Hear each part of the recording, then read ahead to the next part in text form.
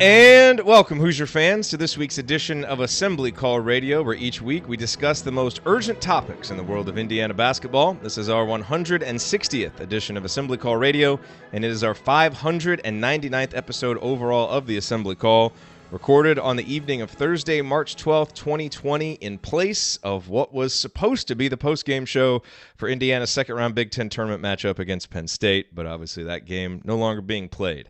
I'm your host, Jerod Morris. Let's begin this edition of the Assembly Call the way that we begin every edition of the Assembly Call, and that is with our Hoosier Proud banner moment. That's usually what I say right now, so let's begin this edition of the Assembly Call how we begin every edition of the Assembly Call, and that is with our Hoosier Proud banner moment. Try that again. And Indiana is the national champion. When it comes down, Indiana will be champion. Smart takes the shot. The Hoosiers have won the national championship.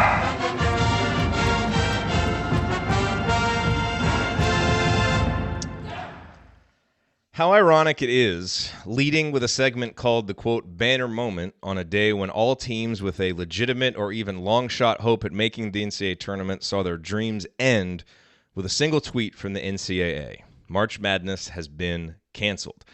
Was it the right decision? Could postponing the tournament have led to it being salvaged down the line? I don't know for sure. None of us do. All I know is that every bit of credible research I've read suggests that the COVID-19 outbreak in the United States is going to get worse, most likely a lot worse, before it starts to get better. And one thing is clear, there is no way the NCAA would take the drastic, desperate measure of canceling all of its spring and winter sports if they did not have good reason to believe that there is a legitimate looming threat on the immediate horizon. That should suggest to all of us that we take this very seriously. But my rational understanding of why this decision was made is not the only strong feeling I've experienced since the announcement was made. It's not even the overriding feeling. And look, maybe I care too much about sports and Indiana basketball, but one of my overriding feelings has been, frankly, crushing disappointment for all of the coaches and players affected by this decision, most notably in our own IU-centric corner of the world, Archie Miller, Indiana's players, and especially seniors Devonte Green and De'Ron Davis. This was their last chance to experience what it's like to play in the NCAA tournament. They overcame so much personal and collective adversity to earn that privilege, and it was just a week away. And now, nothing. Their careers are over, their dreams are dashed. And you can be fully supportive of the NCAA's decision and still absolutely heartbroken that these young people who worked so hard had their dreams ripped away from them.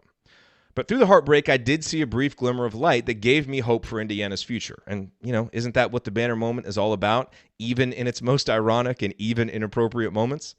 Soon after the NCAA's announcement came down, with so many players tweeting their personal disappointment, Indiana's freshmen showed maturity and selflessness worth noting.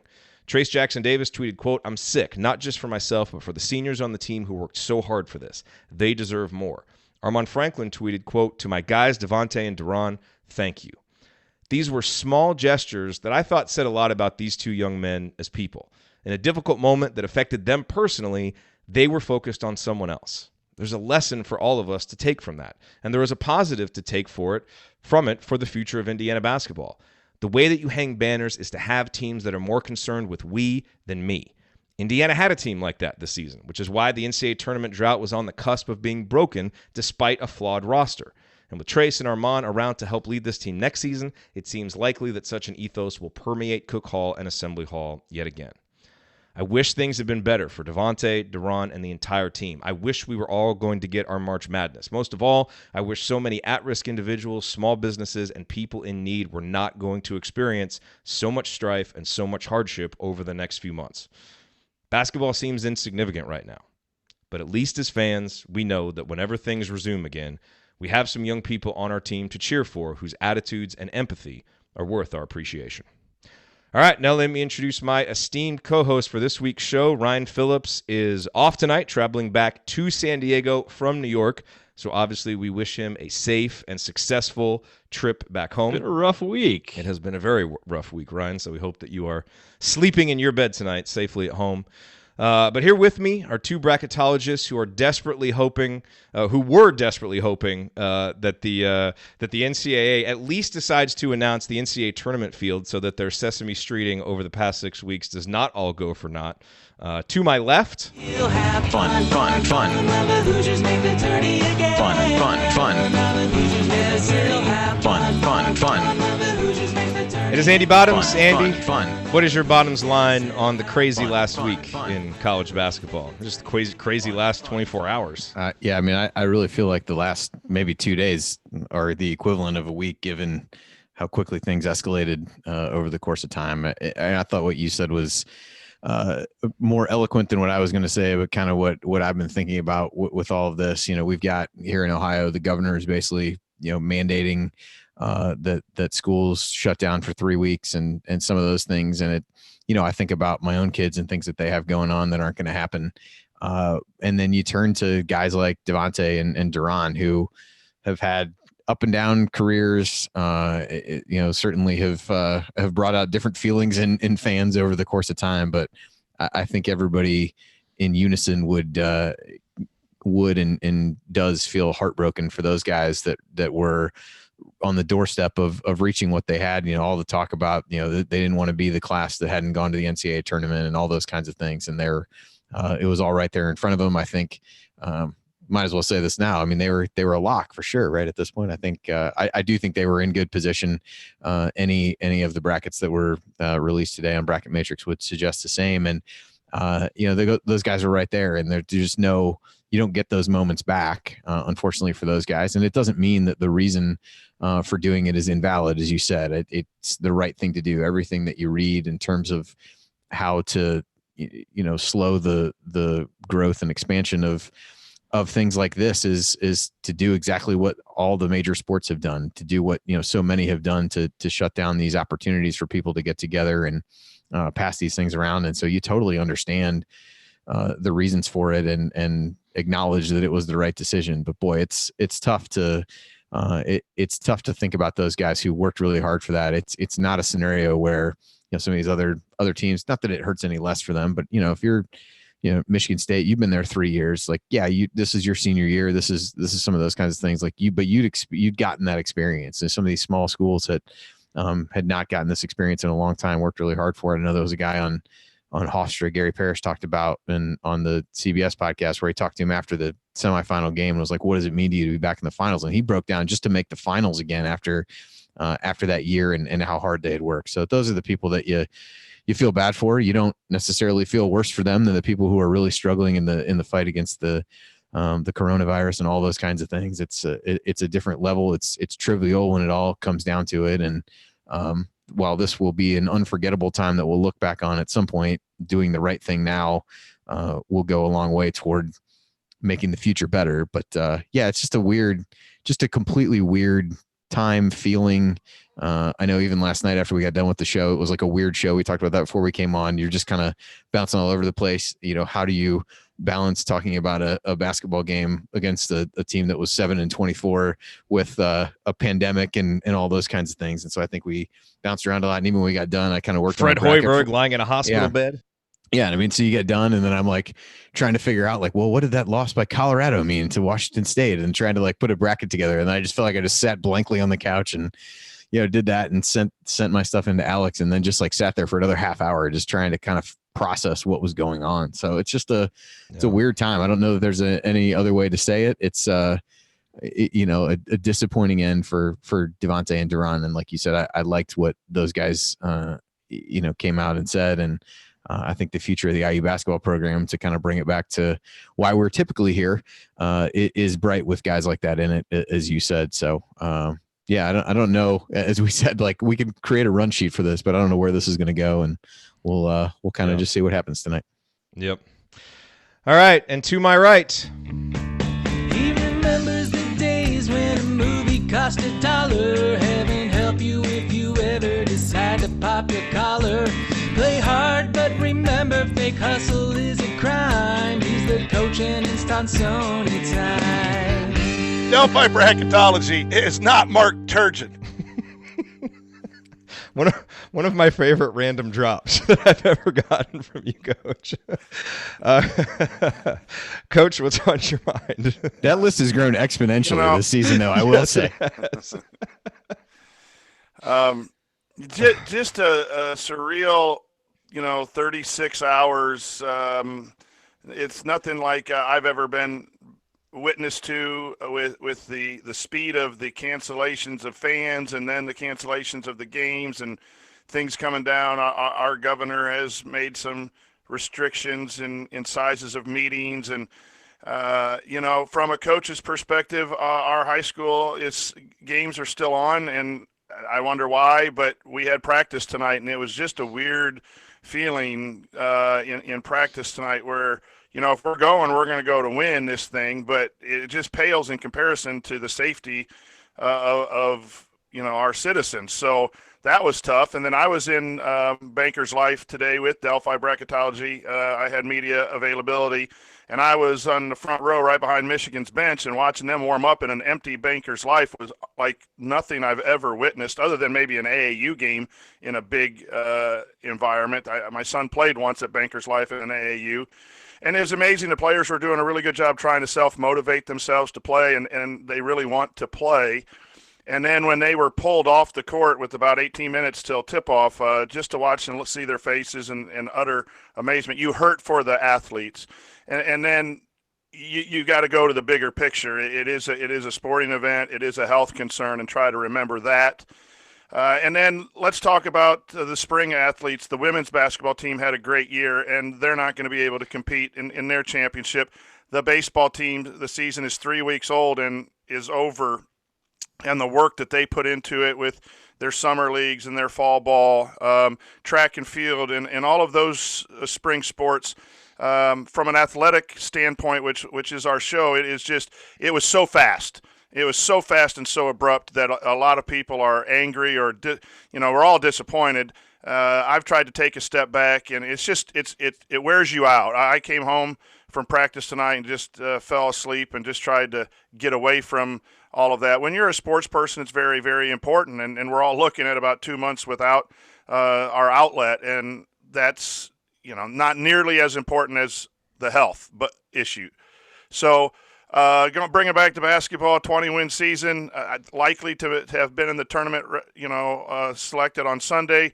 I think it was a step in the right direction. Thank you, Devonte and De'Ron, for the 4 years and withstanding some change and some injury issues with you, De'Ron. And we wish you nothing but the best going forward. And hopefully in 2 months we can, get back to talking about recruits and off-season stuff, and be ready to really enjoy next year then and appreciate what we have.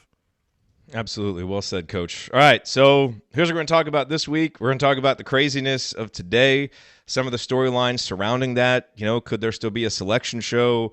Should seniors be given an extra year of eligibility? There's so many things that are kind of being tossed about. We'll talk about some of that. We got a bunch of questions from you guys in the community, and so we will answer those and just kind of, see where it goes, kind of like last night. But I want to use this space right here. We do not have an official sponsor for tonight's show, but I want to use this space again to reiterate what I said last night on the show, what I tweeted out earlier. There are so many small business. Look, Andy, as you said, it's the right decision. It certainly feels like the right decision, but boy, there's a lot of collateral damage, with that decision. And part of that is small businesses are really, really going to suffer. And all over the place, and obviously from, the NCAA tournament games not being there, but just on an everyday, day-to-day basis because people are staying home. And so I just want to use this space to implore you, whatever sacrifice you can make, whatever sharing you can do, whatever step you can take to help support a local business, try to do it. For example, Joel, who you guys may know from the Hooperazzi Twitter account, who is in our chat, runs the Hoosier car service. Students aren't coming back. People aren't flying. A lot of his clientele is not there. If you need a ride, if for some reason, you're going to Bloomington or you need a ride somewhere, don't make the same mistake that I did when we flew into Bloomington earlier this year and rent a car. Email Joel. It's HoosierCab@gmail.com. Give him business. This is a small business owner who's going to be hurt. Our friends at homefieldapparel.com, they're a small business, Indiana-based small business. They tweeted out yesterday they are guaranteeing paid sick leave for their employees. And they are a young, growing business. They don't have tons of cash, but they are making that pledge to their employees. So if you need a gift, if you're going to buy some apparel, give them your business. And so it is going to be advisable to stay home and to stay to yourself, and that's the right thing to do. But if there's anything that you can do to support a small business to help them get through this time, the people who run the small business, the people who count on that small business for their survival, it really, really matters. And so whether it's Joel, whether it's Home Field Apparel, whether it's anybody else, and again, that was HoosierCab@gmail.com for Joel, and you guys know homefieldapparel.com, and I could list so many others. We don't have time to do that, but try to support a small business whenever you can. We have to pick each other up. We have to help each other out. That's going to mean social distancing. It's going to mean being away from each other, but that doesn't mean that we can't still support each other. So whatever you can do, let's get through this together. So there's that. But, take that seriously and take whatever step it inspires you to take. All right, so let's talk about, we don't need to recap what happened today. Everybody who's listening to this is well aware of what happened today. I think, we made our thoughts known on what we think of the decision, all of that. A couple of storylines that have bubbled up surrounding it that have not been resolved yet that I want to get your guys' thoughts on. One, I'm almost sure I know what you would say, which is the selection show. Would you be in favor of, if there was any way for the selection committee to say get together on video conference or some way to seed the field? And as Galen Clavio astutely pointed out, a lot of those people are going to have to work at their real jobs overtime right now, so that may not even be possible. But if there was a way for us to get a field, even though it'll never be played, and have that either televised or just tweeted out, whatever, just so the players and coaches and fans know who would have made the tournament, and you can at least say, hey, we made the tournament. Would you be in favor of that or no? Coach, what do you think? I see why you would want to do it to honor those teams that made it. I'm looking at if you're the first team out, you've already had your season canceled, and now you were told that you weren't going to be a part of it. Maybe you could at least try to think that you were in there or made a run to get close and leave that. It's a tough call. I sent out a tweet, and I haven't been in contact with any of our guys at Delphi Bracketology, but we're effectively ending our major discussion for a while. We'll pick it back up because this is a serious health concern for the United States, and there's two thoughts. One, you go forward and you provide some outlet. And if you can provide some outlet to people and the other one is it's a very serious thing. And this is a bracketology club, high school, about brackets. It pales in comparison. I really haven't made a decision yet on that, but that's the decision that we're making right now is, do we act like it's not a big deal and just provide an outlet, or and I've never been in this situation. And so I think the same thing happens with the selection show. It could provide some important healing because this happened so abruptly, and I would have no problem if that was the decision. This isn't something where I'm angry if they do it or not angry if they don't. On the other hand, the season is over. The committee's probably not meeting, and it wouldn't be a true selection show. The tournaments didn't have any upsets and things of that nature. Yeah. The validity of it to me it's not a valid bracket without playing everything the way it was supposed to be. And if there's some middle ground, and I would be supportive of any decision. Yeah. Andy, what do you think?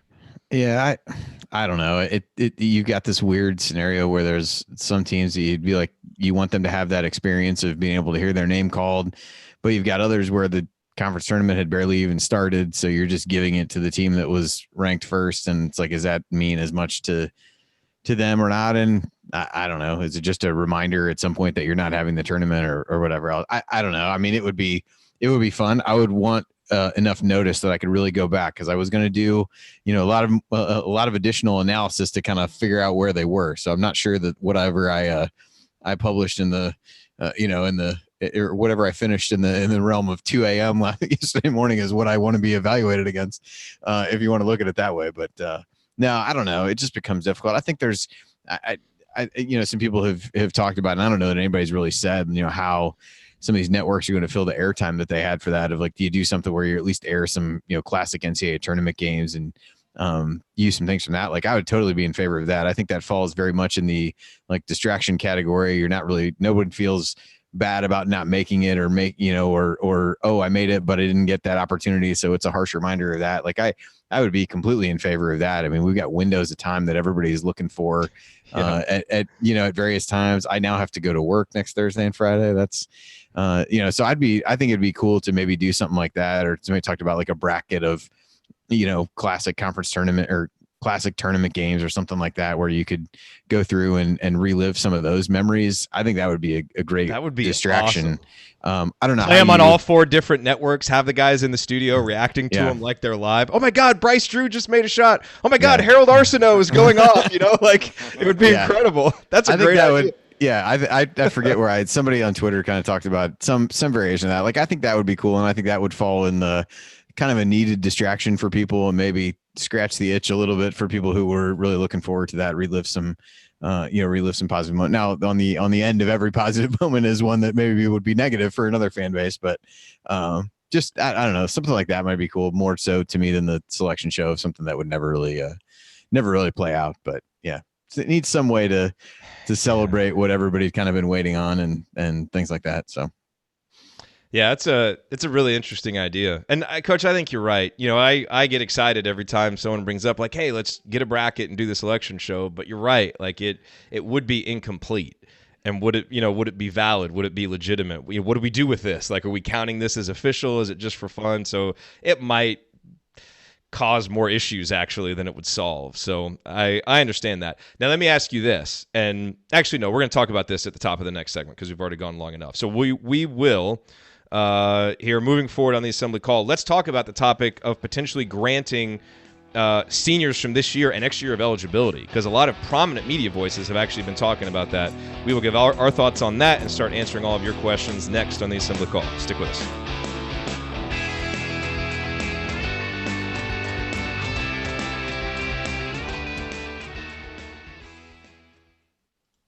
Yeah, that was 22 minutes, so we'll lead the next segment with that. Yeah, that works. Hey, thanks for being here, everybody. Good to see you guys. I'm just in, and I don't know that I'm happy with my response either. But when it's over, it's over.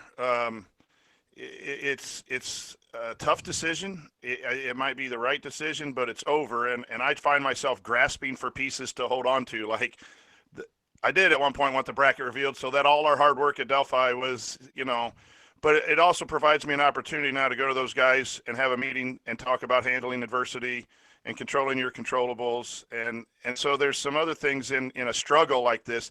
But I'm trying to figure out what I'm going to do for 2 months without sports. I might have to read. I had that same question. I was like, and Jen and I were, when we were at the grocery store, we were like, yeah, so nobody's going to have like any activities after school or whatever. And it was, I talked to her on the way home. She's like, I think Mallory might already be bored. So that was concerning. Coach, might I offer a suggestion? Here I come. This is Don Sony.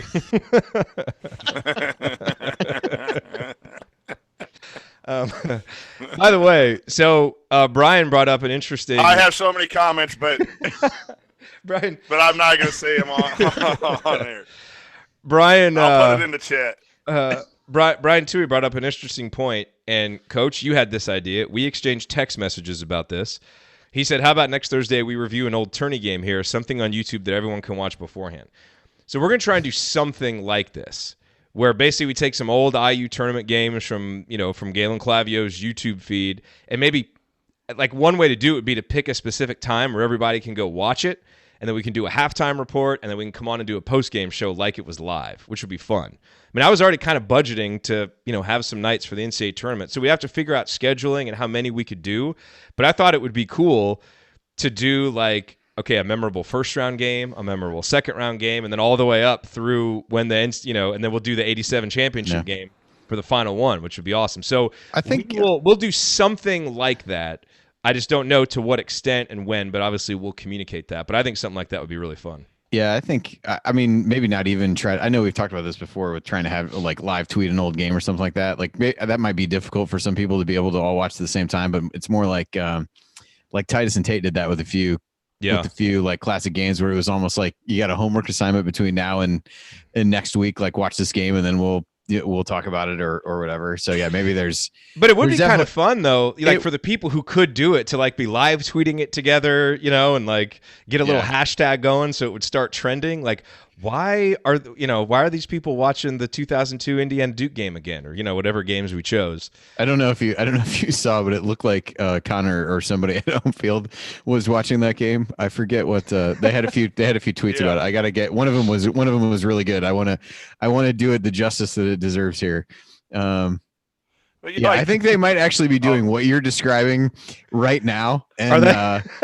And it's funny because then there was one where they talk about like, so it's showing the getting ready for the tip off, like a screen grab of the Duke game. And then, so then there's a couple things for those wanting to follow along. So they had that. There was one, where was it at? Hang on. Oh, so at some point it's 29-12 in the first half. Nice lead you got there, Coach K. It would be a real shame if something happened to it. Oh man. So okay, here's the question, Andy. 41 seconds ago, oh boy, AJ is cooking. So all right, so they're doing that right now. That's where we are in the game. That's just fun. So we'll plan something like that.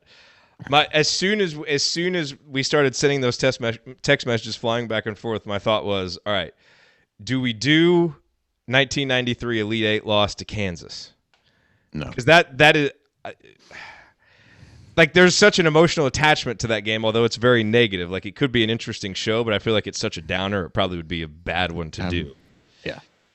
But do we want to do all wins? Like that would be the question. Yeah, probably. This has been. I guess you would have 48 to. hours. We're doing okay. all wins. All right, fine. Bad question. Yeah. All Why don't we just do a round of Big Ten tournament games, Jerod? You sadist. All right. Okay. Fine. It was bad. The assembly call brings you Indiana's history at the Big Ten tournament. Live tweeting. That's true. Yeah, as part of our Kicking You While You're Down series, we've decided to go through. We just replay the actual show from the Syracuse game. Here you go. This is what actually happened. We probably already have a few. We probably already have a few in the archive we could do from from that.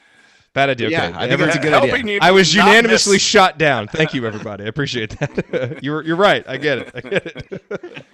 Okay. But there'd be some interesting games to pick. It'd be harder to go back to first round games, but obviously I would want to do the IU Louisville game. IU Louisville game when Chaney got in Morton's face, and we could do an entire. That would be the banner moment. That was a Sweet 16 game, right? Sweet 16, yeah. Yeah, that would be good. We'd have to go and get some candidates. Yeah, that would be hard because that was also a Sweet 16 game. So many good options. Yeah. I would want to do the IU UNLV Final Four game. That'd be a fun one. Yes, change of pace where we're running like crazy. Yeah, I definitely, after listening to the Hysterics guys talk to, and I haven't listened to the one from this week, Dean Garrett and Keith Smart, listening to those, that definitely like makes me want to go back and watch almost all the games from that run. Yeah. Besides the Fairfield one in the opener, but there was all of them. A lot of good games in that run. It was funny. I had a buddy of mine text me and about the tournament getting canceled that I always get together with on the first couple of days. He was like, well, I was really looking forward to getting together, drinking some beer and watching basketball. So my wife, in the meantime, had invited them over to our house on Saturday. And I was like, I probably got some old VHS tapes of IU games that we could watch. He's an Ohio State fan. He did not seem interested. There's a lot of options. And Joel's right. We should try and do an older game too. So, okay. We're going to do something with this. I don't know exactly what form it will take, but we are going to do something with this, with some of this extra time. We'll bat around like a candidate list of games, and then we can kind of narrow it from there. Yeah, we may have to rotate like who's available, that kind of stuff, but just like normal. We've talked about doing that for a long time, so this feels like as good a time to do it as any because it can fill a need. I actually did. And then go ahead, Coach. I said, and then we could carry it over and have an off season, like a 1 week if we're hurting for a show thing. Just if we get it down right, we could just say this is our classic game week on a call radio. Everyone prepare. We're going to watch this regular season game or something and talk about it. Yeah. We can carry that over into the off season and make that a regular part, not just during this. Yeah. The latest home field tweet in all caps, guys. AJ Moye blocked Boozer on what would be a dunk. You wouldn't believe it if I showed you. Oh, that's awesome. That is awesome. All right, we're gonna do something. And maybe the first show that Ryan hosts, because we had an email exchange where because we had that one day, I think a couple weekends ago, where I thought like there was no one to host except for him. And so I think we finally convinced him to try to host. We'll let him do the 2006 IU Duke game, the Marco Killingsworth dunk, and he can do a show for that game and just give solo. Yeah, let it be a solo show. I'd like him to be in roughly the same state of mind as he was in last night when he called into the show. Yeah. When he does that, I think that would really enhance the experience for everyone. He was very happy and relaxed when he called in last night. He was exuberant. Some would say. I love how he texts us and he's like, "Hey, you want me to call in tipsy?" And they're buzzed or whatever he said, and then like, he's in the chat mob like trying to play it down. It's like, dude, it's cool. You know, we did the first 2 years of shows that way. It's fine. It's all good. There have been a couple other years that we wish we had. It's fine. Back in the Blog Talk Radio days. That's okay. All right. Okay, let's go to segment 2 here. All right. So let's talk. Yeah, we know what we're going to do. Okay. Here we go.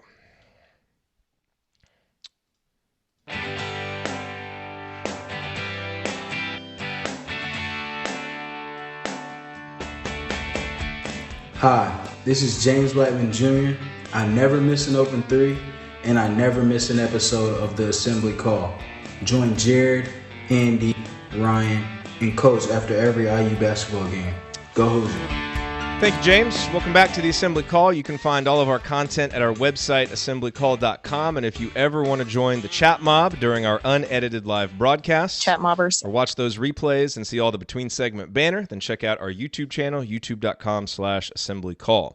I'm Jerod Morris. I'm here with Coach Brian Tonsoni and Andy Bottoms, and we are, trying to pick up the pieces from one of the craziest, most surreal, disappointing, just to throw in all these different adjectives for what the last 48 hours have been like, because they probably fit.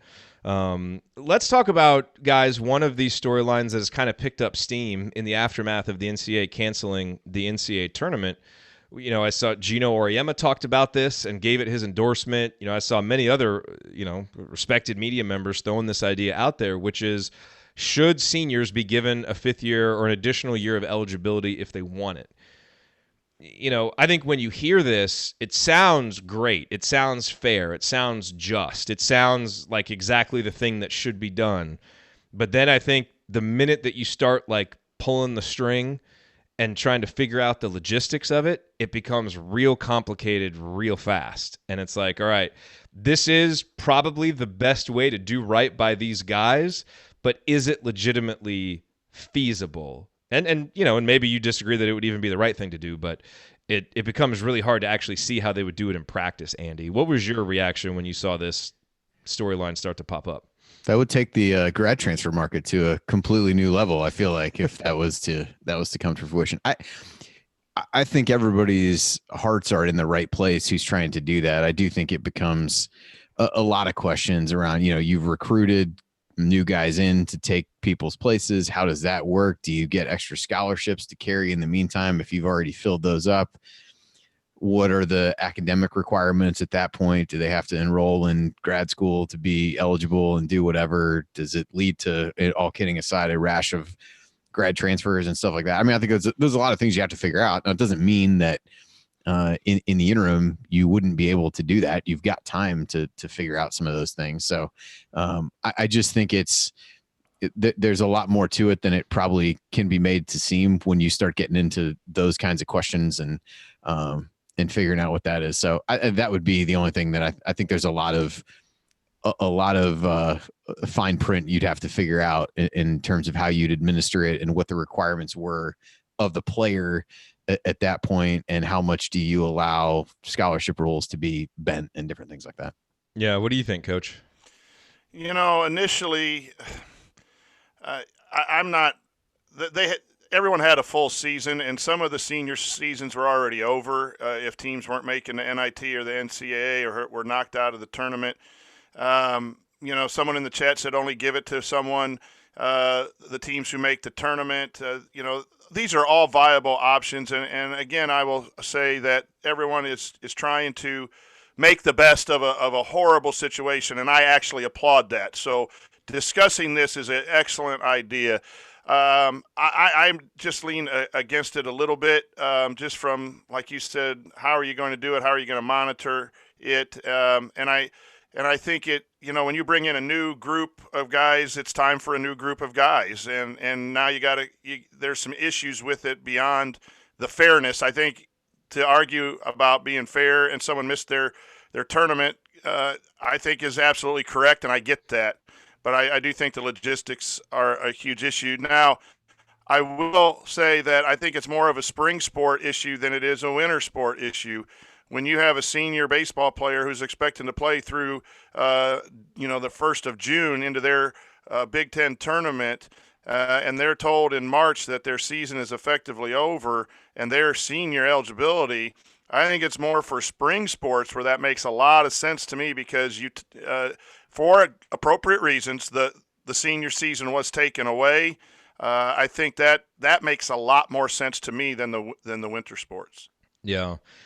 And I don't know, it's one of those things, like, maybe if it was the NCAA's fault, or it was like a team's, like there was a clerical error on the NCAA's part, so the tournament got canceled, it's like, what, you do whatever it takes to do right by these guys, but it's it's basically like a natural disaster, it's unforeseen. Like, it's kind of out of everybody's hand. We all had our lives disrupted. You kind of just have to roll with it a little bit. I like that people are thinking creatively about how do we make this right for the people affected. Like you said, the heart's in the right place. But as soon as you start going there, you realize how hard it is. Like, for example, the other big storyline today before the tournament was canceled was like, hey, maybe they could postpone it. Let's just postpone it. Maybe a couple months from now, things are a little bit better and you can, find a way to play it. And, Ryan texted us earlier and basically said, he talked to somebody, that was, pretty high up there, and there was zero chance of a reschedule. Like, it just wasn't going to happen, under any circumstances, because it would be too hard to reschedule. And you can certainly see how the logistics of that just on their face would seem impossible. I still kind of wanted to see it. Like, I think I would have been happier if they postponed it and you just hold out hope that maybe someone can find a creative solution, follow the basketball tournament model, TBT, they get guys together. Maybe you do it in small venues. Like, I don't know, something. But then you've got seniors that have, maybe moved on to start training for the NBA, and it's mixed up in recruiting season. And again, you just come into these logistics. Like, it's a very tight window where everything goes, and usually obviously nothing happens and it works, but when you throw a wrench into that system, it really does make it hard to adjust. So, I understand wanting to do right by the people who got screwed just by the circumstance, but at the same time, Coach, like you said, with how you're going to approach it with your Delphi bracketology guys, this is just life. This is what life presented to us this year. And we'll all, you could say you're going to learn better lessons from how you handle this than you would have from making the NCAA tournament, even though it's an experience that you obviously would have loved to have. So,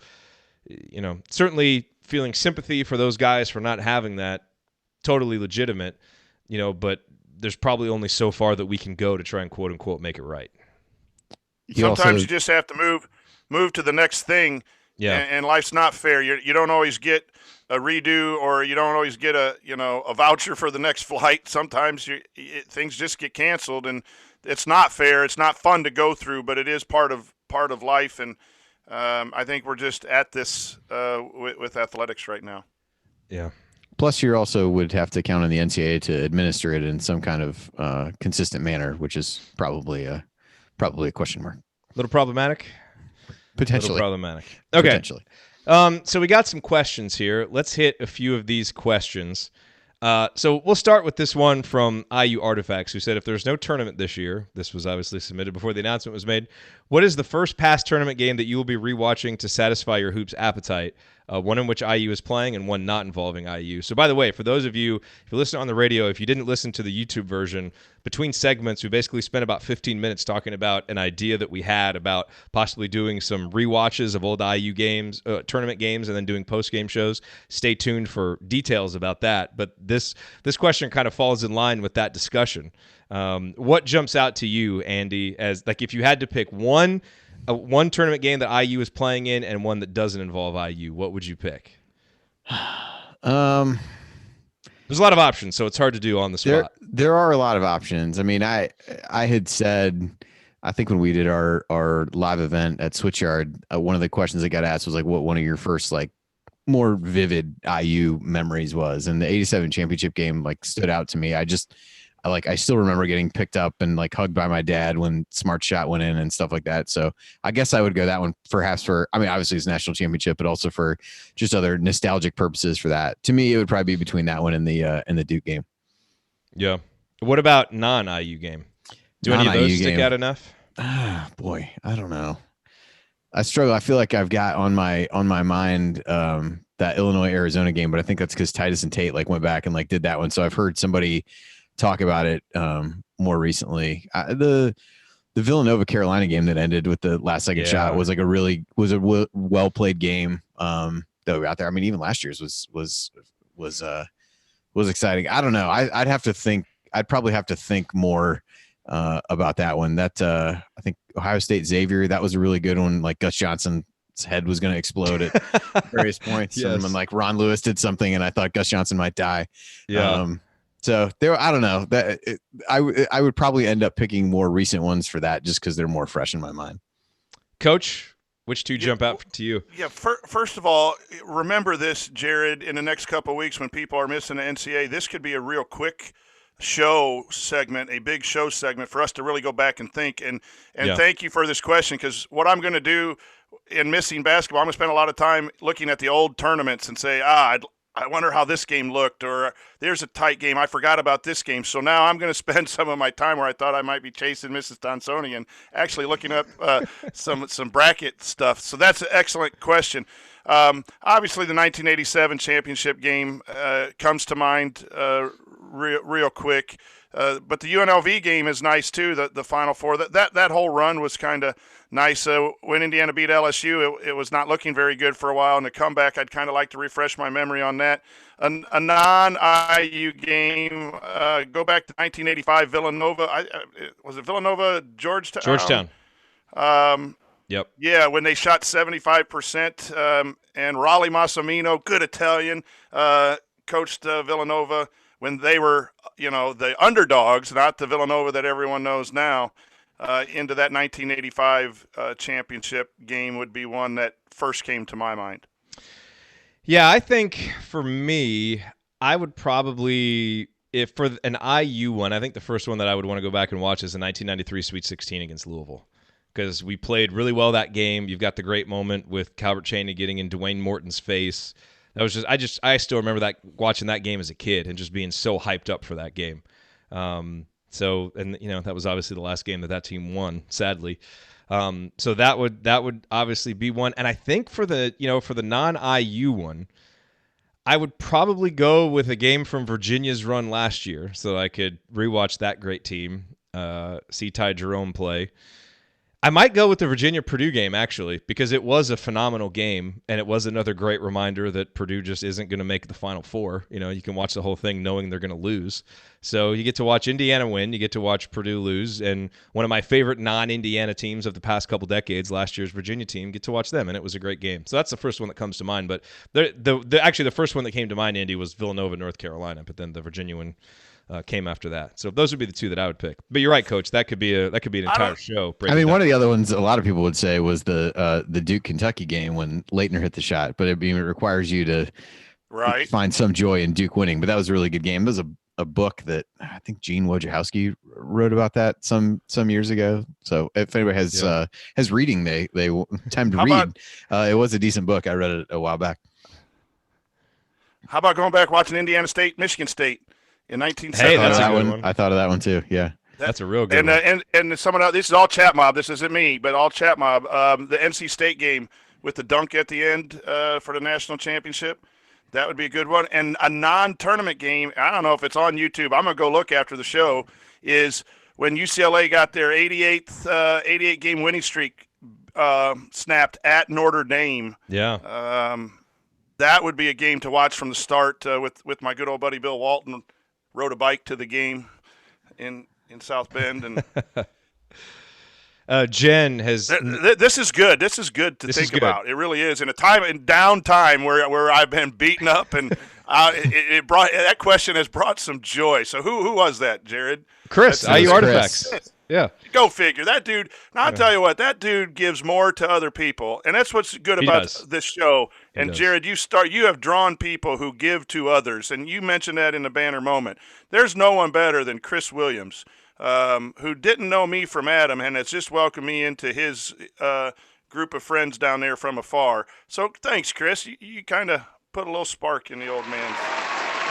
Way to go, Chris. Jen has mentioned that if there's ever another round of Assembly Call bingo, which that would be fun to bring back, she said one of the squares needs to say Jerod mentions Ty Jerome. That seems fair. Seems fair. We've definitely reached that point, I'd say. I embrace that. I acknowledge that, and I embrace it. Hey, what Indiana fan wouldn't want a guy like that on our team? We all would. He's a great player. Okay, let's see. Okay, I love this question. So we'll end this segment with this question, then we'll answer some more questions next segment from Max. All right, in a parallel coronavirus-free universe, our Hoosiers made a stunning run to the Final Four. How'd it happen? So the tournament gets played. Indiana made the Final Four. How does it happen? Coach, what are your initial thoughts for how this happens? I'm trying to get to my seed list here. They first round. They beat Providence because Providence just they got all their wins out early, and that was a close 3-point game. Then they got to go through a 2 seed, and I think we relive an upset of Duke to get to the Sweet 16, and I'll turn it over to Andy. Oh, well, who else you got in your bracket? I had him playing Virginia. I had him playing Virginia in the first round. So your scenario sounds more plausible than mine would be. We miss out on that epic 33-31 battle that'd be IU and Virginia. Yeah, absolute rock fight. So that's how they get to the Sweet 16. Yeah, so look, I think part of the equation is probably the bracket opens up a little bit. You know, that's typically when you see a low seed like that would make it to the Final Four. The bracket probably opens up. Heck, the bracket opened up for us in 2002. Obviously we beat Duke and then, got to play Kent State, who had obviously upset some people and beat them. So that's probably part of it. I think everyone would agree, and I even saw some people in the chat mob say this, Devonte is probably scoring 15, 16 points a game. Like he basically kind of goes off, and you can really count on him for scoring. Obviously, Trace is going to be a major factor, but I really think that the other X-factor guy, if Indiana were actually to make a Final Four run, would be Jerome Hunter, and that maybe he averages 8 to 10 points a game, gets hot from downtown, and you start seeing Indiana playing a lot of lineups with Trace at the 5 and Race playing, and then Jerome comes in there to play the 3 or the 4 to give you that, and it opens up some things. That's going to be part of it, is you just get hot shooting. But those X-Factor guys all bring it for a couple weeks in a row. Now, that's not something we saw through the season, so it's not likely. But if you're telling me we made the Final Four and I've got to back into how it happened, I have a real hard time seeing it happen without Devonte and Jerome providing consistent scoring punch from the outside. Yeah, guard play would have to be – I'm sorry, Andy. Guard play – and let's just say, again, going back to last night, if Devonte Green has to leave Indiana, I'm glad he left playing – like he did last night, and I know it's Nebraska, but the young man had his ups and downs. He got it from all of us. He could at least say that his last game he played a really good game. But I agree, guard play would have to get you through, the 4 games to get to the Final Four. Yeah, that's what I was going to say. I think the first thing that came to my mind was that Devonte played like he did down the stretch last year. Just to go through the bracket that I posted, this would be definitely fall in the improbable category. So I had them playing Virginia in the first round, so they'd have had to beat the winnable reigning national champs in a low possession game, high variance. You never know. Then they would have probably played Villanova in the second round. The third round, I know. Yeah, this was not a great road, which is why this is a good hypothetical. Then the likely third round matchup would have been Duke or Michigan. Oh boy. And then the potential matchup in the Elite Eight to go to the Final Four would have either been Archie taking on Dayton or Kentucky having upset Dayton and played IU in the Elite Eight. So would have been a hell of a run if they ran through my bracket. That's why I said I wanted to continue through with coaches, because I did not feel that mine set up in a way that would that would work in our favor. Tough teams and awful matchups all the way through. That was not kind of you, Andy. Not kind of you at all. Some episodes of Sesame Street are a little bit scarier than others. You gotta be careful. That is true. Okay, that's a good note to end on for this segment, but we have more questions from you, and so we are going to come back in the next segment and answer those. Some questions about Archie Miller, improvement down the stretch, and more. Stick with us on the Assembly Call. We'll get to that next.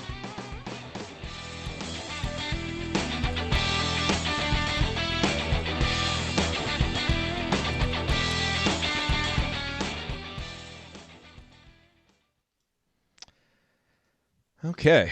That was a truly horrific run of matchups. That is awful. I don't really pay attention I kept to it. waiting for that to get better. You're too busy like following the bracketing rules, and so you end up with where it is. And then I was like, I noticed the Virginia thing when I put it in, but then I stepped back and looked at that. And I was like, good God, that would be horrendous. Would have exercised a lot of demons to be able to get. Yeah, it sure would have get there. That's for sure. It sure would have. All right. Did Jay sometimes sends me a mediocre question while I feel like we're live? I feel like his mediocrity really took flight late in the season when he would not send this question in before the show and would go through various avenues. I think he texted it to me once. He would put it in the chat other times during the show. So yeah, he was really pushing the limits as time went on.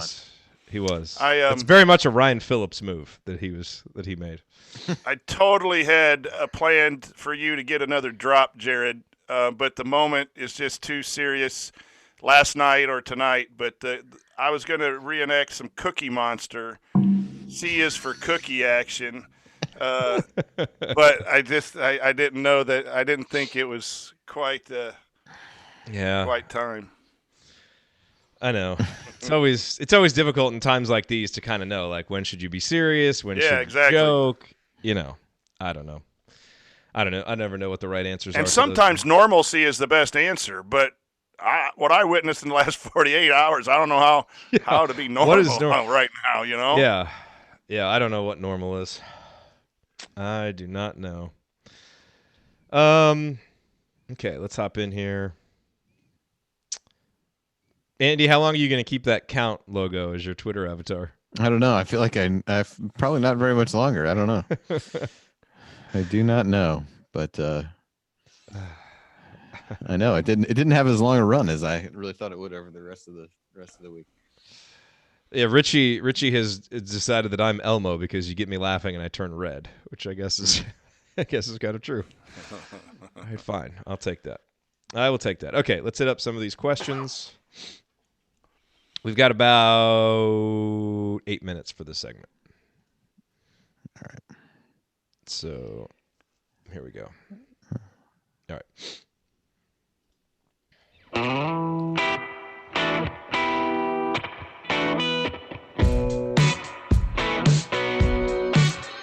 This is Jordan Halls, and I never miss a shot or an episode of the Assembly Call. All right, thank you, Jordan. Welcome back to the Assembly Call. I'm Jerod Morris. I'm here with the coach, Brian Tonsoni, and Andy Bottoms. Remember that you need to be subscribed to our email newsletter. We send out a weekly IU News Roundup, even during the off-season. We're going to keep it going, even during this kind of strange time, and just, update you with whatever there is to update you on. And obviously, we do that after every game as well with our post-game analysis email, but we won't get those for a while. But still, you should subscribe. Stay up to date with everything that's going on with IU basketball. Text IU to 66866, or you can go to assemblycall.com. That's IU to 66866, or go to assemblycall.com. Let's continue with the mailbag, guys. All these questions submitted via our private IU basketball discussion community, which you can learn more about at assemblycall.com/community. You can definitely still join there. Lots of great discussion happening in there. We do not have a mediocre question of the week from Jay, but that doesn't mean that we don't have a mediocre question. Because this question from Tim definitely qualifies as mediocre, and you'll learn why in just a minute. He says, so here's the thought. More than one time last year, Ryan said that he thought this year's team would be better, even with the loss of Romeo and Juwan. And with taking in last night's game, he was correct. 20 right, wins. I already don't like this. That's not a mediocre question. That's poor commentary. We don't like that. Yeah. Come on. I also dude. know that Ryan is unlikely to listen to the show, so this probably will never reach his ears. But that's neither here nor there. Yes, the only reason, or in his words, I haven't had time to listen to it yet. Yeah, the only reason I was willing to do this question is he's not here. He's not going to listen, so he can't take a victory lap for the next 6 weeks. He will take victory laps about this point. He will definitely remind us of that. But having a listener give him that validation, that would have taken it to the next level. So, it was a terrible question with good timing, Tim, because he's not on the show. So we're able to discuss it. So he says, we will likely be... You think he was wound up last night? He was really be wound up. We asked him that question on air. Oh, man. So he says, we will likely be sent into the offseason with nothing to complain about. Only to speculate. Can't be much better. Didn't lose the last game of the year. Recruits coming. That might be hard for some Hoosier fans to handle. Time to get quarantined. Boy, that took a sharp right turn there at the end. Okay, so what are our thoughts on this? Because Ryan did say that very often last year, and certainly the results were better, Coach. So what is your reaction to that point from Tim? I think the program is making progress. It's just not making progress as fast as a lot of us would want them to, and some of us react to that negatively, and some of us are okay with that. I just thought we'd be a little further along at end of year 3 when the hire was made. And I'm not an excuse guy, but there are some reasons why it's not, some injuries and things of that nature, and just some more difficulty in merging the two camps of players than I thought there would be, and obviously there's some responsibility for that everywhere. But when you win 20 games and you win more games every year, you can't deny the stats. The change in offense was due to the personnel, and the offense wasn't fun to watch at sometimes, and the defense was here or there. So you could argue that it's not where Indiana basketball needs to be, but I do think it has improved. The recruiting has been steady. And so I believe that, we're headed in the right direction. I know I'm biased and more optimistic than pessimistic. So I know that there's some opposition to maybe what I'm saying, but I think, this team was better. And without those two players, that speaks volumes for the guys who practiced and for the coaching staff combined, that you could lose that kind of personnel and have more wins, regardless of how it looked at times. I say it is better, and I agree with Ryan. Do I really? Don't put that as a drop. I know. I think that last year's team had a higher ceiling, and at their best played better than this year's team ever did. I don't think that's in dispute. But what this year's team had, I think, was just a better collective sense of self, to not let bad stretches go too long. And this is going to inherently sound like a diss on last year's team. It's not. I just think this year's team had better chemistry. Like, they had better togetherness, and it allowed them to not let the bad things just stretch on as much. And obviously last year's team dealt with injuries and some other things too, but I just think this team spent more time playing basketball that looked together. Even if it was disjointed in execution, it was together in spirit. And I think that makes a big difference, and plus Trace was better than we thought he was going to be. So I think there are several reasons why this team certainly had better success. They were more consistent. Last year's team definitely the better ceiling, but this year's team certainly provided us with a more consistent experience than last year's just ridiculous roller coaster. I would kind of echo what you said. It's odd to describe this team as consistent given some of the ways that they played over time. In comparison, I just feel like they were. The highs weren't as high, but the lows weren't as low, and some building blocks. I think you at least saw things that you felt like you could spin forward versus the way the offense tended to run last year. It wasn't necessarily sustainable going forward. It wasn't necessarily something you'd build off of because it was so focused around two guys. Whereas this year, I think there was a little bit more diversity to that.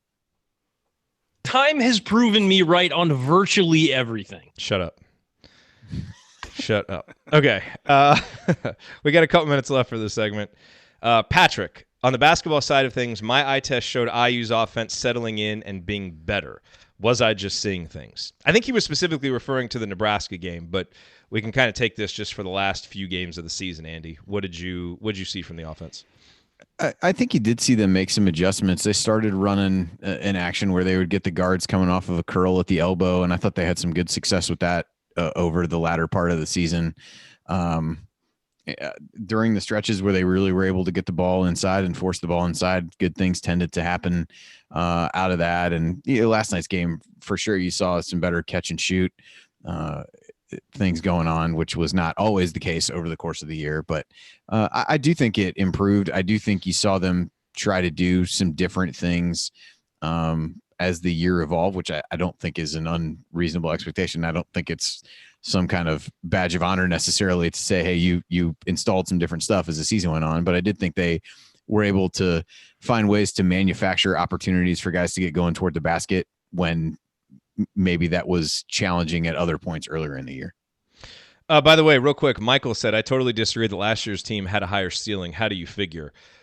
We never saw this year's team play as well as that team did against Marquette. This year's team wasn't going on the road to Michigan State and winning that game.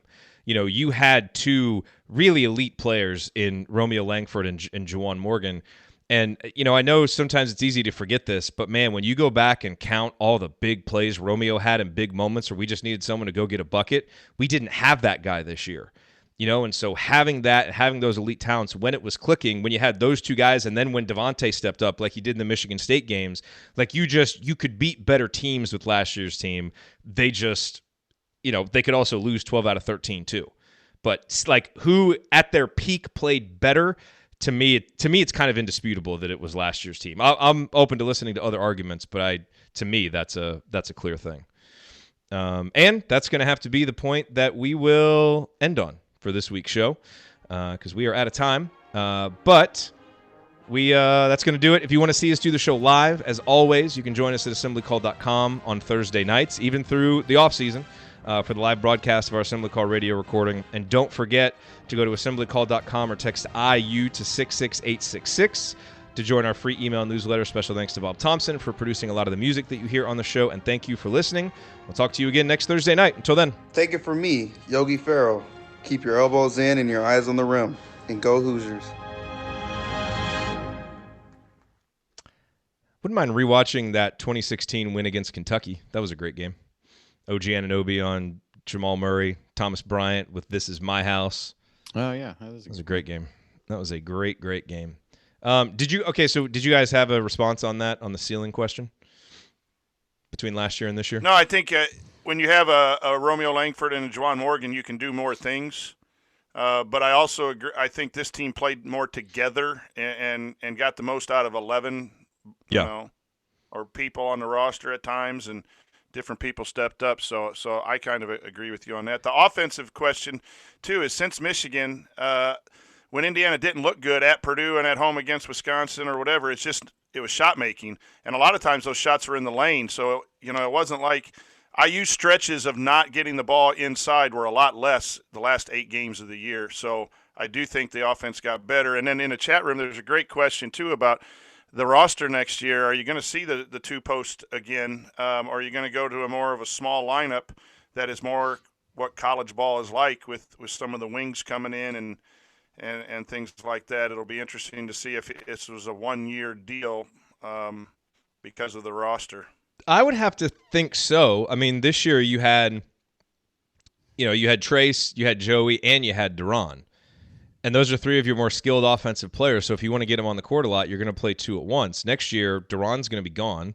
We'll have to see what we get in terms of a post player. Do we get a good post player? But you would figure Trace would start and Joey would back him up, right?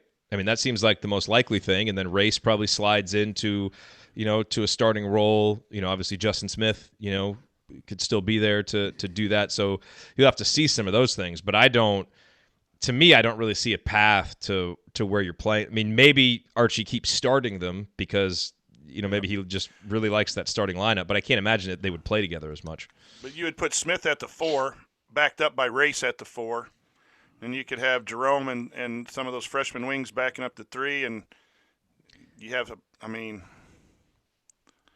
It'd be hard to keep Race out of that starting lineup for too long. Like, I get it this year, but I mean, he's that's one of true. your best players. I would prefer Race, but I'm just saying those two would handle. And Justin's going to be a senior though too. So it's. Whoa. I know, but you play your best players. If Race is better, he plays. If he's better, yes. No, if he's better, you play him rather than a senior if he's not better. But I know what you're saying. No. I agree. You don't give a spot to somebody just because they're a certain class. They should earn it. They should be more likely to earn it because they're a certain class. Andy makes a great point. Andy Stump, and this is nothing against Justin, but we got to have a 3 who is a threat to shoot from 3-point line. And if Justin is who Justin is, put him in a position to succeed, which is posting up, jumping over, jump hooks sometimes. But that game from the 4 spot, I could see Justin Smith playing, but we can't have 3 non-shooters on the floor anymore. I just don't think how that's feasible. I agree. Yeah. I was going to say the only way that possibly works is if Race develops a 3-point shot so you could get some shooting out of your 4-man, but even then, you kind of want that to be a bonus, not something that you're counting on for spacing, So, yeah, that's going to be a big issue for next season. We'll have plenty of time this offseason to talk about that. Let's run through a few more of these questions here from David. I keep wondering about Archie Miller's contract with 3 years left. Is there a point when he is at a recruiting disadvantage without an extension? I would say if he at some point enters a year with 1 year left on his contract, maybe you think about this at 2 years, then he would be at a disadvantage. And opposing coaches are going to use whatever they can. But I kind of feel like, we're kind of at the stage now where it's you're in year 4. Anybody who's an astute viewer of this knows he's got to start winning. So I don't think it's a disadvantage now, certainly. Other coaches may point it out. Maybe you guys disagree, but certainly for this recruiting cycle, I don't think it's going to be an issue. Now, maybe when a new AD comes in, if after next year he hasn't done enough to get an extension, maybe at that point, then, those whispers from other coaches become a little bit more concerning. And if you're a parent, you're kind of, looking at it like, okay, how secure is this guy? But I don't see it happening before next year. And there's so much in flux right now that needs to be determined anyway. Yeah, I think it's too early to worry about that. I think you get to the end of next year, you give yourself a chance to assess the progress and then determine what you want to do with that. I think once you get past this year, it starts to become a little bit bigger issue than, or I guess it's now next season. I don't know, however you want to say it, but yeah, I don't know. It's kind of hard to have a recruiting disadvantage when you're taking the best player every year. The best players see that, and they're like, okay, if TJD goes and Lander goes and Romeo goes, I better take a look at that. So the years on the contract are at least, there's still enough further. It's still far enough out that he doesn't need an extension. He just needs to keep bringing in good players. Thank you. You're welcome, Arch. I'll email you tomorrow with a plan for off season. He's listened to me. It's amazing. Let's see, from Brian. No, I'm probably a little late on this, but I have 2 questions. What are your favorite moments of Devonte and De'Ron as Hoosiers? And then Lenardi projected us as a 2-point underdog against BYU in the first round. How many points are we winning by? I don't know enough about BYU, so I have no idea what that matchup would be like. So you guys can take that question first. Yeah, really good big guy. They spread you out and can shoot it. I'm not sure that it's a great matchup for you. Good. That sounds like all the games that have been really bad this year. Yeah. Okay. Yeah. Well, I don't know how that would go. Now they don't play a lot of defense, so there's some chance that IU could really get rolling. But yeah, Yoli Childs is a really good big guy. I think he'd be a tough matchup for whoever IU would put on him. By the way, before we answer the Devonte De'Ron question, I do want to give a quick shout out here to our good friend Libby Torfey. She just said goodnight, chat mob, so I don't know if she's still watching us. But I love Libby because she is not afraid to set the world on fire, which she did when everybody was going through games. I don't know if she maybe necessarily meant to do this, but she was thinking about games that would be good for us to do rewatches of. And she said, was just thinking of a fun IU game some of you are too young to have seen. That would be IU versus North Carolina in Atlanta in 1984, Dockich versus Jordan. Should we do that game? What do you think? No. It was a great game, Maybe. Objectively. It was a great game. Yeah. What are you going to do? But I appreciate Libby throwing that out there. I do. Okay. So, favorite Devonte and De'Ron moments. Coach, you want to go first? Yeah, you can go ahead, Coach. I pick a game where Devonte went crazy this year. Florida State game. It was nice. It was much needed with Rob being out and the guard play being not at true depth. I think he was fun to watch when he did get in that mode because it was just cheat code on his arm, and that was fun at the end of last year to go through. And watching shooters make shots is fun. We've struggled to do that for a couple of years, and he provided some moments for that. De'Ron, the fact that he had some good moments here down the stretch is really pleasing. I don't know that I can pinpoint one, but for a young man who had a lot going for him when he came to campus and then multiple injuries, you're just glad that he could play as a senior and come in and do some good things. And so I always remember that 18-foot jump shot last night as one of the last memories, but just glad that he could be on the floor. And it seemed like when he was this year, some good things happened. By the way, for those of you who might have missed a recent show because Coach, you just talked about how it's fun to see shooters shoot. I just want to make sure that everybody has had a chance to hear what you said about shooting and the importance of shooting over maybe other more fundamental skills, which is advice that you gave your sons one day. So let's listen to this again from a recent show. I always told my sons, you got to get good at shooting because no one ever gets in the paper for passing or guarding. And then no chicks will go out with you if you're not in the paper. So it's all about shooting. You don't need to defend. My boys didn't defend. I love the disdain, totally against type, the disdain with which you said, you don't need to defend, as if that is just like a ridiculous concept.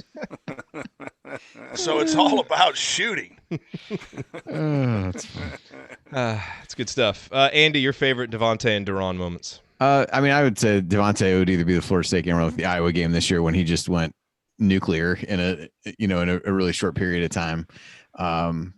They run a little bit last year, but those two games this year stick closer. I'm getting old enough where I can't remember things too far back in the future. So every memory I have of everyone will be from the last 3 months. But and then De'Ron, I actually was just kind of scrolling back through his game log. There was that Duke game when Duke had Bagley and Wendell Carter, and he was giving them all that they could handle. He ended up with 16 points with 6 out of 7 from the floor. And he got cheap fouls in the first half. Yeah, totally he took really us out did. of our rhythm. Totally did. So that was a good one for him. And I don't remember who it was. Was it Rob last year that he really stood up for when somebody did something and he kind of got in somebody's face? Always just, good teammate, good guy. And I think I mentioned this before when we were down for the Arkansas game this year. One of 2 disappointing losses that I was able to take in person. After the game, nobody else came out but De'Ron, and he was still talking to some fans and different things. He didn't stay out for long. I think he couldn't. They had somebody come and kind of get him back. But it struck me as a guy who really enjoyed being part of the program. And while things didn't always go from injuries or whatever the way that he probably envisioned his college career, I think somebody who embraced IU as somebody who wasn't from Indiana and I thought really just embraced his role as a Hoosier and what it meant to people and different things like that. So I'll also remind everybody that game where De'Ron got those fouls and got taken out in the first half. Oh boy, here we go. He finished with 3 personal fouls. Boy, it's a good thing we took him out, isn't it? Jen better make sure that that goes on the bingo. That's my bingo card. 2 fouls and Ty Jerome. auto benching with 2 fouls. You freak out and then Oh God, it totally changed the course of the game. Look, I think with Devonte, it is really easy to pick the games where he went nuclear, and obviously those games are so memorable. My favorite memories of him are when it was more than about the shooting.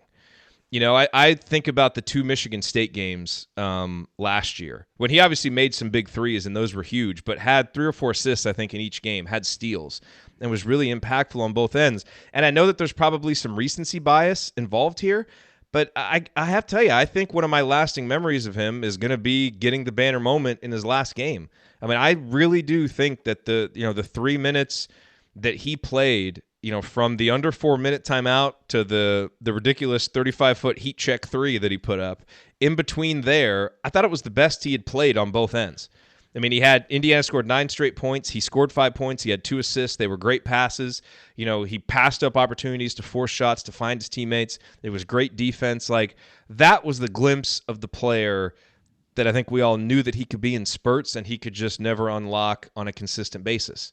But you saw it, and that was a really big moment for it. And so, I'm glad he was able to do that in his final game. With De'Ron, obviously the Duke game, all the times, Andy, when he stood up for his teammates and was kind of a tough guy out there for a team that it hasn't seemed has really had that, and you kind of wonder how the personality of the team might have changed some if he was a guy that could have played 20 to 22 minutes a game. That was just never in the cards for him. But I think back to like the Michigan game this year when he went 9 for 9 and scored 18 points. He had a game against Iowa a couple years ago where he was 7 for 7. Like, he would just have these games where he just absolutely took over in the post and he was unstoppable. And, the footwork, the scoring, the touch. But really, for me, the thing that stands out the most about De'Ron is the passing.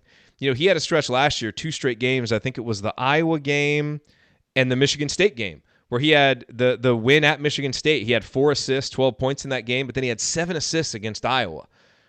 And we were always a better 3-point shooting team when he was on the court and able to be out there because he was so good. He drew attention down low, but then he was also so good at finding guys outside. And I think about that pass. I don't remember what game it was. It was a recent game when it was a home game, and he's like backpedaling, and they've got it in transition. He's backpedaling. They throw it ahead to him. I think it was Al that threw it ahead to him. I don't know what De'Ron was supposed to do with the ball, backpedaling, going toward the basket, and he just gave a little touch pass to somebody. Race Thompson, maybe? I don't know. I don't remember. I want to say Trace. Yeah, it was Trace. It was Trace. I think it was against Penn State. I want to say. Yes. Yeah, it was the Penn State game. And just the vision and the touch. I mean, those two guys had such interesting careers because, obviously we know they're going to go down not having played in an NCAA tournament game, although we will always remember that they earned it. Like, they were going to make it to the NCAA tournament. But, I mean, Devonte Green is as explosive of a guard as we've seen. Wasn't consistent enough, couldn't do it. But if we're talking about like peak performance ceiling, ability to just take over for a half, we haven't had many guards that can do that. I mean, that is a really unique skill he brought. And De'Ron Davis is one of the most skilled big men I've seen play IU basketball, just point blank. Now, he didn't have some of the other things that you needed to go with it, but skill on both ends and just kind of natural basketball instincts, he had that. That's not hyperbole. So those guys, I think, are always going to go down as flashes of just absolute brilliance. But, it feels like there was stuff left on the table because, whether it was mental, physical, emotional, bad fits, bad systems, like whatever the reasons, they just could never get it consistently. But boy, could they be fantastic to watch when they had it going. All right, gents. Any final thoughts here before we sign off? And there's something about ending this show that I'm really dreading. Because for whatever reason, like doing this show tonight, like this is kind of what we had planned on doing, with the Penn State game anyway. So like just from a rhythm of the day and the week, everything has kind of been normal from that sense, even though we didn't get to watch a game. But I know as soon as we stop this show, I think it's going to hit me even more that there's no more basketball. And that's, that's going to be kind of tough to handle. Yeah, I would. Go ahead. Go ahead, Coach. No, go ahead, Andy. No, I mean, it has been... probably laughed as much during this and some good conversation. I think there's times like this where there's weird stuff going on that we don't really know how to process it. Sometimes it's good to have a familiar feeling and talk to familiar people and just be able to kind of let it all go for a little bit and, have a good time and joke around a little bit. So it's been kind of a good escape for me at least. And, we said a lot at the end of the show last night, even kind of not knowing what was going to happen about everything that's going on. And so I won't rehash a lot of the things that we said, but as this goes forward and things continue to change, just look out for one another is probably if you make decisions on, how you can help somebody else and, keep somebody else safe, keep somebody else fed, keep somebody else, healthy, then, this has an opportunity to be something that maybe we'll look back on fondly. I know, I think I don't know what it was. If it was a podcast I listened to, maybe it was you brought up like 9/11 last night, but there was like that sense of togetherness after that is definitely one that hasn't been felt. So if there's a silver lining out of this, you can, not get wrapped up in sports for a little bit and maybe get back to focusing on some other things that sports can often distract us from. And, maybe there's a positive to be gained from all this. So definitely everybody, look out for one another. You had some good words about how to support small businesses and other folks that are impacted. Find ways that you can help schools and kids who are going to need, school provides a structure and food and lots of things that some kids don't have that we often take for granted. I know my wife is having a little bit of a tough time kind of trying to figure out how that works for her when she's not going to be the one providing that structure here for a little while. So look for opportunities to help those folks. There's a lot of people who are having childcare related issues and do whatever. So I guess that would be the way that I would leave it, is just try to find ways during this to help other people who are going to need it, because there's going to be a lot of people that fall in that boat in the near term for sure. Very well said, Andy. Very well said. Coach, any final thoughts? Yeah, I just want to say thank you to everyone in the chat mob and to you guys for a lot, but simply calling me coach. There was a time in 2010 where that was taken away from me by a school board, and now I'm back into coaching, and players say that, but being called coach is one of the best things that could happen. Jerod, you know how your dad feels about that. I do. To have it be extended to our chat mob family. And so sometimes things are taken away from you and it makes no sense, but over time things come back tenfold and are even better. And so if I could give hope to everyone, this next couple of months without basketball and sports are going to be rough for all of us. It makes no sense what's happening, and sometimes we can agree to disagree whether it was good or not, but it's been taken away, and sometimes what hurts makes you stronger. But thank you for allowing me to be a coach and to refer to me as coach. It is one of the best compliments that I can have and keeps me going. And so just try to find ways to keep fellow chat mobbers and people in your communities moving in the right direction. As Jerod and Andy has said, life is precious, and make sure that we're doing everything we can to stay healthy, but to also support each other through this. And we'll be around. We're going to try to relieve some of that with try to be creative and come up with things to help you. But thank you for a wonderful season. Thank you guys for including me here this year. It just hits you hard when it ends real quick. But there is so much to be happy for with the Assembly Call community from this side and forever on the chat mob side. I'll never forget that. That's where I started. So thanks for calling me coach. It's a hell of an honor. Take that to the school board. No, well said. God, I didn't even think about coming into this show. This was our goodbye show for the season. Man. God, this all happened so abruptly. Holy smokes. Now, I reiterate that. Folks that are in the chat mob listening, and I know that there's a lot of people that show up for the chat mob. We had 130-some people in there tonight, and it's always so great to have you guys in here live. Your feedback, it helps the show. I try and pay attention to that stuff, and it's great being able to see people that are watching the show live and get instant feedback, see your ideas, because a lot of times you guys have great ideas in there that we bring onto the show. We try to credit you. At least the three of us try to credit you. I don't know about the other host that we have, but we credit you. No, he does too.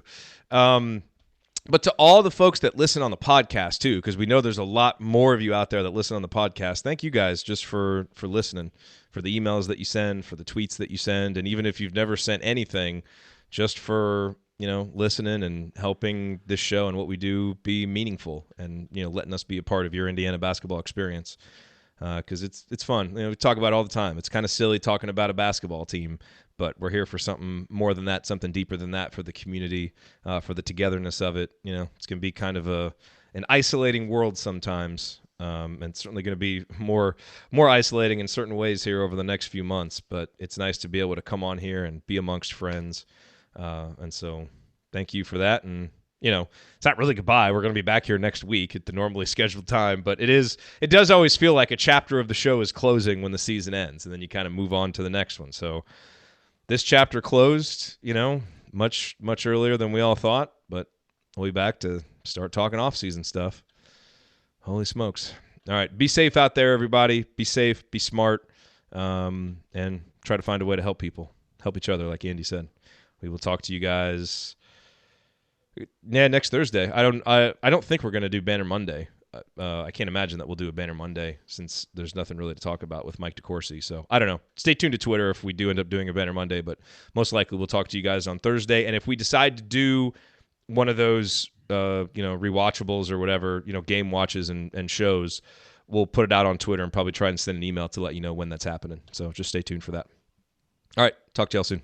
All right. Thanks, everybody. Take care. See you guys.